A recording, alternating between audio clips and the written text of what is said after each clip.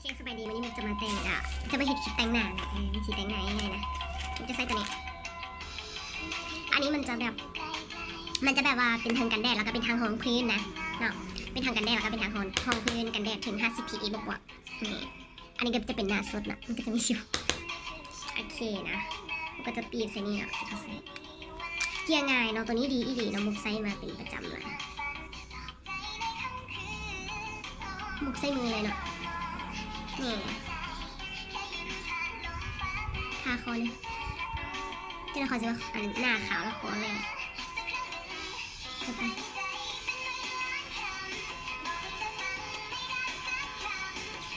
เนี่ยสังเกตเห็นเลยเนี่ยเกี่ยงงานเนาะแล้วมันก็แบบมันบ่เป็นเกิมอยู่หน้าเนาะ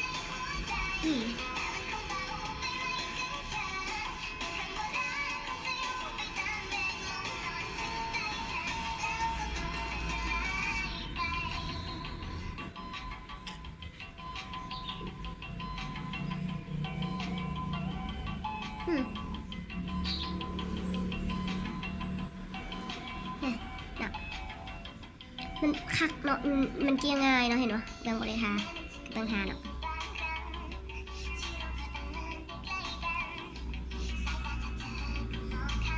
หล่อน้อยๆนะใส่กุ้มเลยเนาะมุกใส่ประมาณ3 เดือนเลยขนาดหนาใหญ่เลยใส่ถุกมือแล้วมุกจะใส่แต่อันนี้เนาะแล้วมุกก็บ่ได้ใส่อันอื่นเลยสังเกตไหมคะนี่สังเกตเนาะ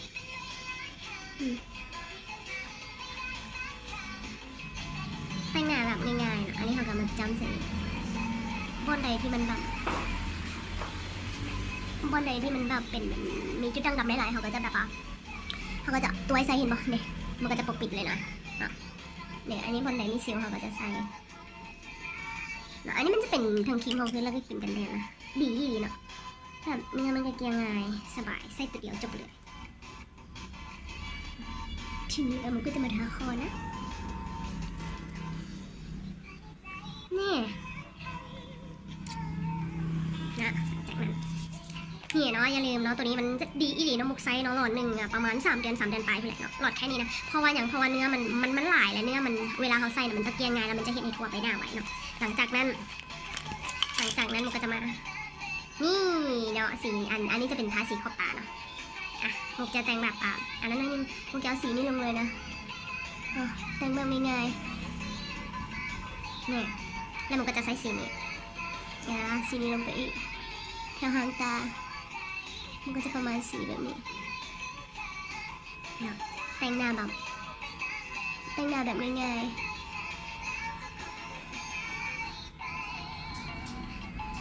ไม่ต้องยุ่งยาก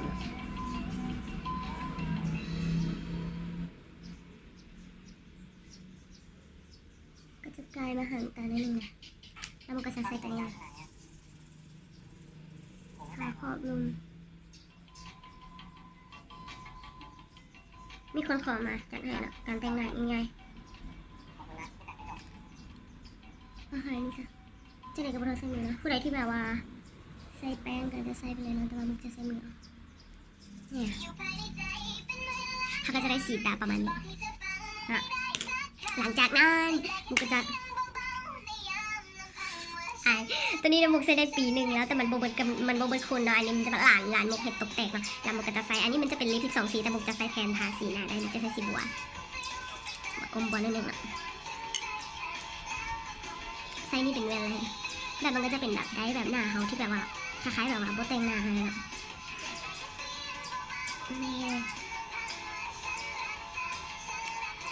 แล้วมันก็จะเอาสีใส่ให้มันเป็นสีส้มๆอะไรเนี่ย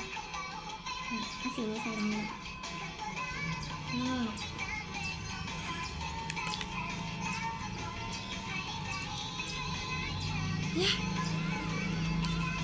หลังจากนั้นจะใช้มาคาร่าตัวนี้นะ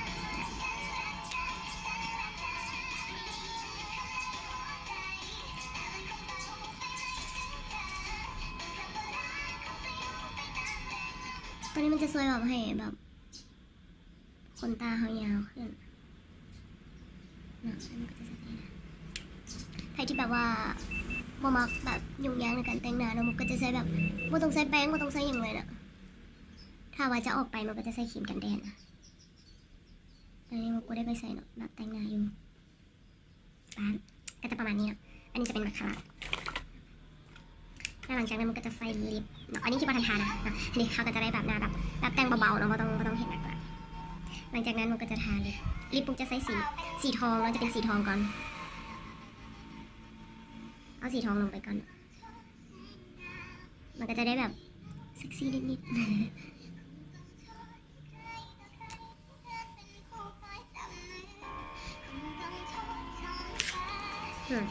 หลังจากใส่สีทองแล้วมันก็จะใส่สีแดงซ้ำนะสีตัวนี้เป็นหลักเริ่มกันทางใน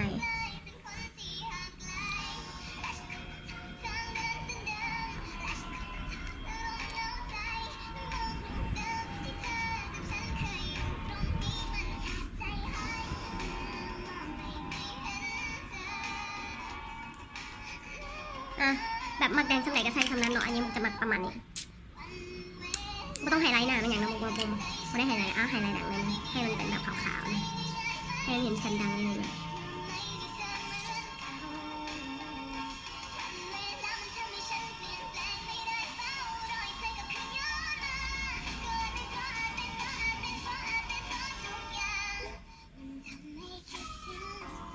ก็จะได้ประมาณนี้ผมจะใส่ตัวนี้ไฮไลท์เนาะอันนี้คิดว่าแล้วใครที่ว่าอยากแต่งหน้าแบบง่ายๆเนาะสามารถซื้อไปได้เนาะซื้อไปใช้ได้ตัวนี้เนาะแบบง่ายๆมันใช้สามารถใช้แทนแป้งเลยเขาเป็นห้องพื้นเลยไปทางกันแดดเนาะถ้าว่าใครที่ว่าจะออกแดดแห้งๆเนาะถ้าว่าโบได้ออกแดดนะแต่งหน้าธรรมดาไปห้องกันเนี่ยสามารถใช้ตัวนี้ตัวเดียวได้เนาะตัวนี้เนาะหรือว่าใช้ตัวนี้จะเป็นครีมกันแดดของโกเนาะเวลาบุกออกไปแดดมันก็จะใช้ตัวนี้เนาะและเนาะสีตาที่สวยที่สุดก็คือตัวนี้นะเนาะสีตาตัวนี้งามดีเลยเนาะและติดทนเนาะมือเลยแล้วก็จะเป็นลิป12 สีแต่ว่าตัวนี้มันโต๊กเนาะลายมุกเห็ดตกแล้วมันแตกแล้วมันก็ยังเหลือเท่านี้มุกใส่มาปีนึงแล้วเราจะได้ประมาณนี้